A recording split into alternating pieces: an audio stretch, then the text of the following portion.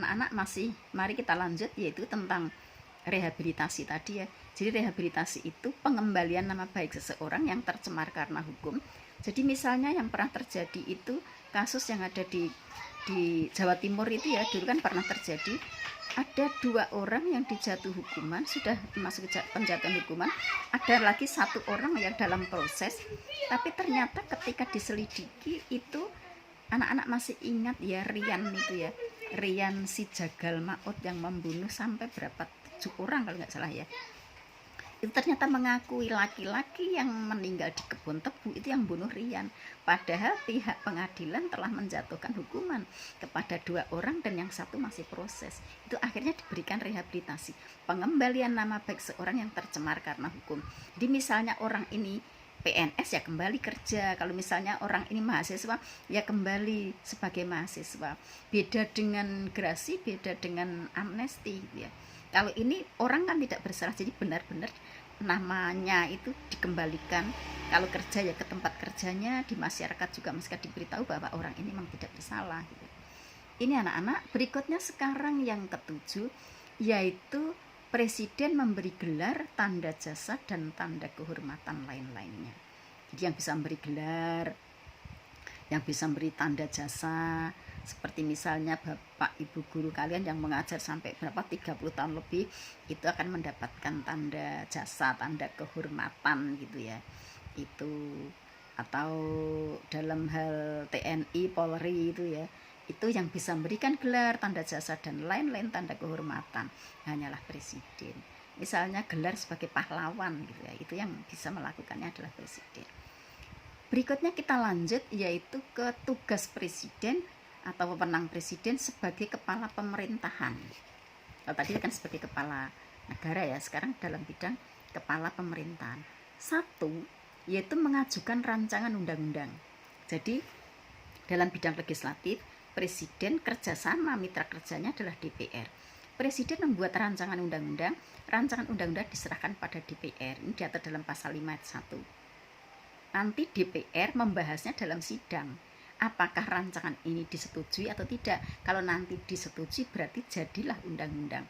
Maka yang harus anak-anak ingat, yang membuat rancangan undang-undang ini bisa DPR, bisa presiden.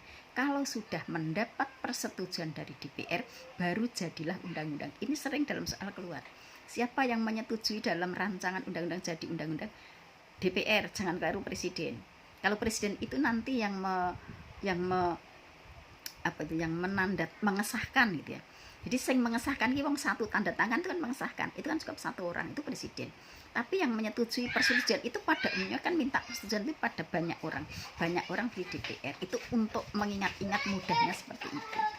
Setiap rancangan undang-undang supaya bisa menjadi undang-undang harus mendapatkan persetujuan dari DPR dan dapat pengesahan dari presiden gitu ya.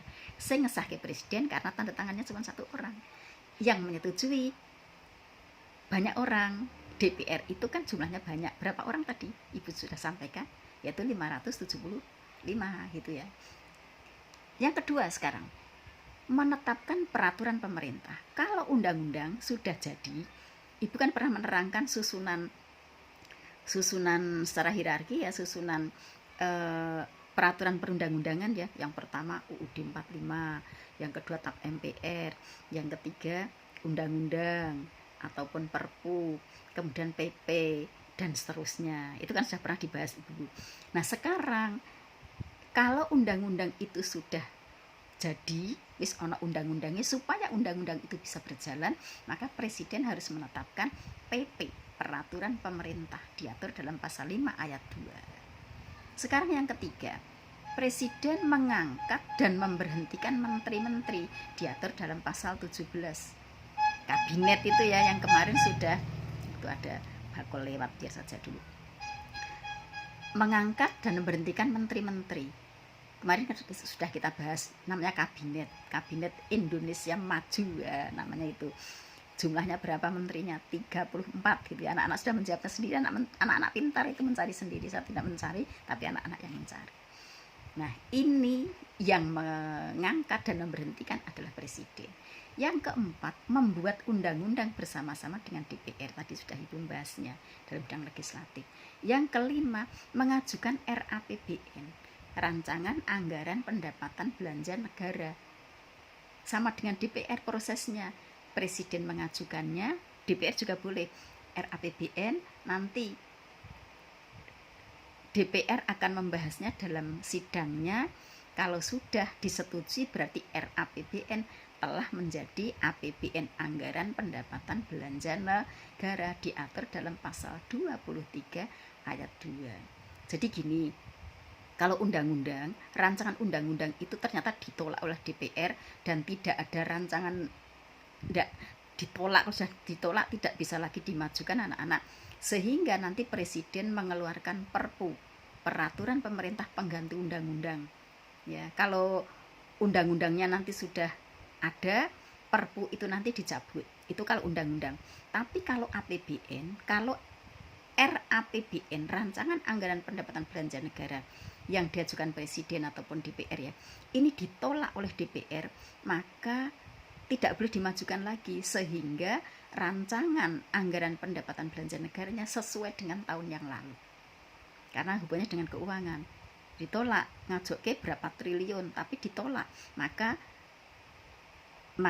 tidak boleh mengajukan lagi, tetapi kita menggunakan APBN tahun yang lalu. Diingat-ingat ya. Jadi kalau undang-undang tidak jadi, maka presiden mengeluarkan perpu, tapi kalau RAPBN ditolak, maka APBN yang digunakan adalah APBN tahun yang lalu. Selesai.